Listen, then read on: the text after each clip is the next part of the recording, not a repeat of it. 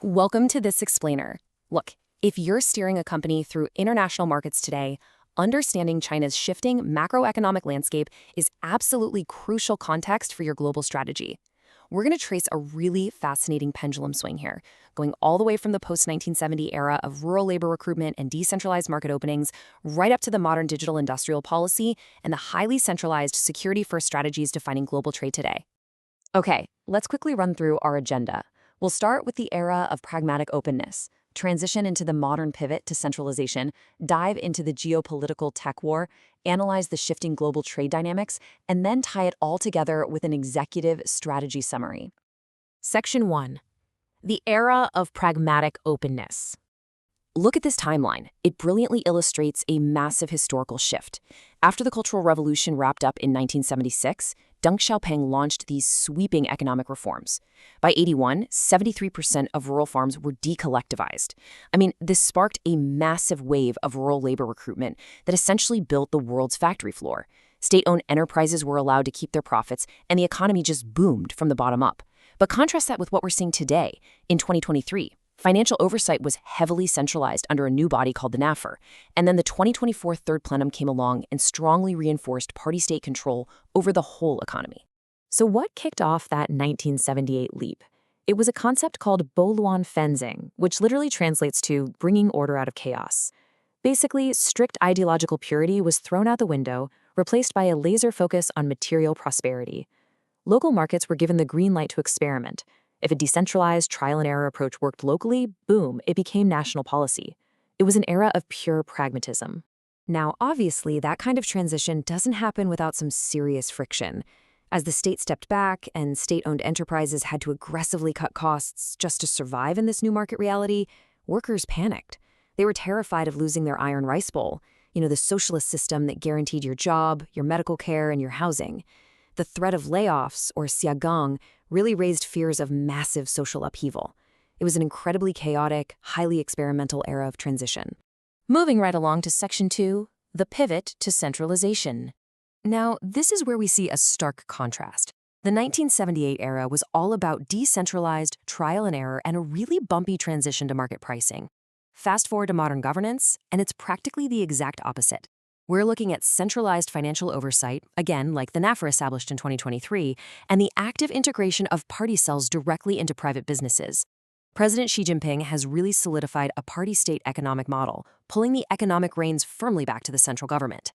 To actually navigate today's regulatory maze, you absolutely have to understand the ideological consensus driving China's political leadership right now. They call it whole process democracy, but according to the BTI Transformation Index, this concept explicitly emphasizes maintaining the party's power and firmly rejects any shift toward a Western-style democracy based on the rule of law. Essentially, the state dictates both the direction and the very limits of market freedom. But here is the kicker.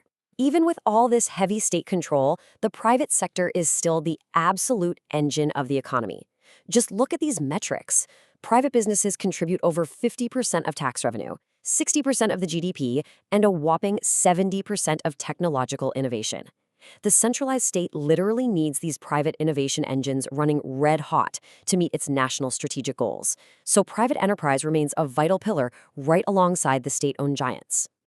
And this index maps out what is essentially a high-wire balancing act. The government is trying to promote that crucial private sector while keeping a tight grip on state control, all while trying to stimulate investment during a structural slowdown and pushing domestic tech forward against some really intense geopolitical headwinds. It's quite the juggling act. All right, Section 3, the geopolitical tech war. The global tech battlefield is absolutely boiling over right now. China is facing intense international pressures that directly threaten its long-term economic strategies. You've got the U.S. severely tightening restrictions on advanced semiconductors and chip-making tools while blacklisting key Chinese firms. Meanwhile, the European Union is slapping tariffs on subsidized Chinese EV imports, pushing back against what they view as market flooding overcapacity. So how is China responding?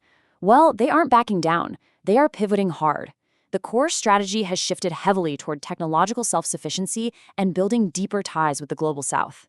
Since they're heavily restricted from getting advanced Western chip-making tools, they're executing by accelerating the production of legacy chips, expanding free trade agreements within the BRICS nations, and pouring an unprecedented amount of resources into domestic AI innovation. 40%. Think about that for a second. That is the explosive growth rate of China's semiconductor production in just the early months of 2024 alone, hitting an output of 98.1 billion integrated circuits. Pushed out of the cutting-edge market, China is strategically flooding the zone with older, legacy chips. They're positioning themselves to potentially cement total dominance in the foundational tech that runs our everyday electronics and global automotive manufacturing. And they aren't just settling for older tech. They are aiming incredibly high. In early 2025, a generative AI firm called DeepSeek unveiled an advanced reasoning model. Get this, it's comparable to top US systems, but it was built at a mere fraction of the cost. It's undeniable proof that Western trade restrictions are, in some ways, inadvertently accelerating disruptive, highly cost-effective domestic breakthroughs. This is pushing China's modern digital industrial policy forward at warp speed. Let's look at the fallout in Section 4, shifting global trade dynamics. As you might expect, international credibility has taken a noticeable hit with Western partners. Long-standing tensions over market access, forced knowledge transfers, and heavy industrial subsidies have demonstrably changed how China is viewed in the West.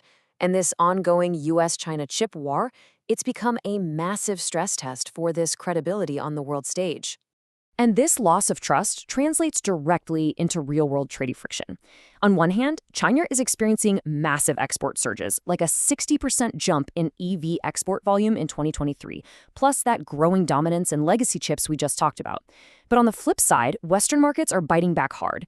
They're terrified that China is trying to export its way out of its own domestic economic slowdown by flooding global markets with cheap goods.